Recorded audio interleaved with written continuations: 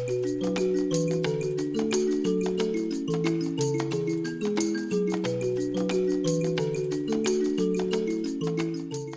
Lost Tribes, Book 1. Prologue.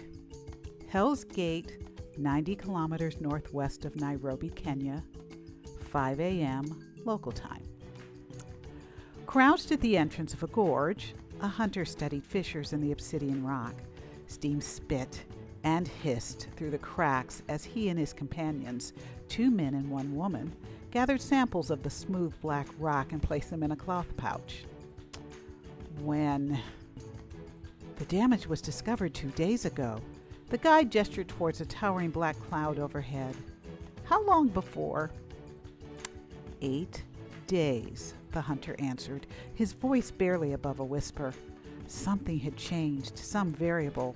The timetable had been reduced from 4 years to 8 days. Let's get to work, the hunter said, sprinting towards a predator stirring in the tall dry grass. He raised a hollow tube to his lips and blew a dart 50 feet across the plain. The lion was down in an instant. How are you able to do such a thing from this distance? Asked the guide, struggling to keep up with the hunter's long strides. The hunter just shrugged as he slowed to inspect his prize. The lion growled and swiped his meaty paw, slicing the hunter's leg. Expressionless, the hunter pulled another dart from his pack, bit off the cap, and stabbed it into the rear flank of the beast.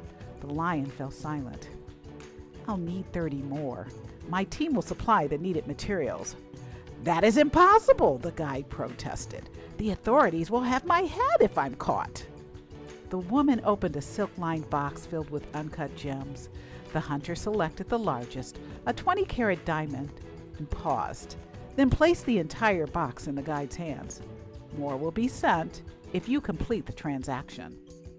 You are bleeding, said the guide. We have medical supplies in the jeep. Limping, the hunter waved him off. No time. I'm overdue for dinner. Dinner? Asked the guide. It is barely dawn. The hunter glanced at his watch and frowned. Not in California.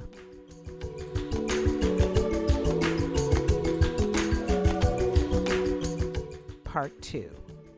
Bandiagara Escarpment, Mopti region, in Mali, East Africa, 5 a.m. local time. 3,000 miles northwest, a mysterious man surveyed a village from the edge of a cliff. More than 1,000 feet below, the villagers danced to control the forces that had caused the earth to shift out of balance. The time for dancing has passed, he thought. Ancient rituals will not solve this problem. Welcome back, Jemadari, said the Dogon priest. How goes your search for serpents? They are elusive. The visitor shook his head but said nothing more. He pulled a strand of beads from his belt and wrapped them around his fingers. In the distance, a towering black cloud flashed intermittently. Its shadow crept along the ground, devouring the light. The skies are angry, said the priest. Indeed, the visitor replied. The earth is angry. His beads clicked as he stroked them with his thumb. One bead shimmered and glowed red in the darkness.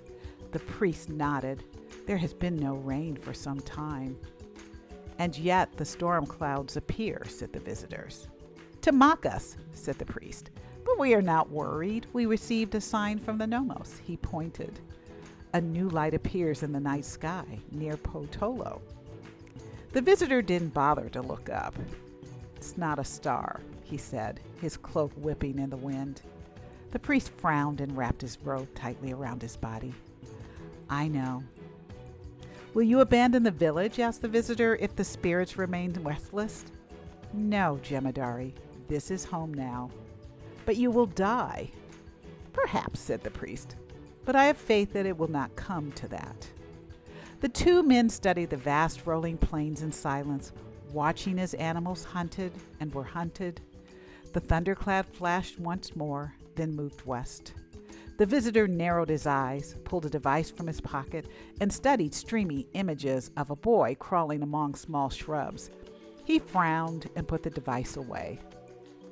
The diviner read your future in the sand drawings. He has proclaimed a difficult path ahead, The priest held out a mud-cloth satchel.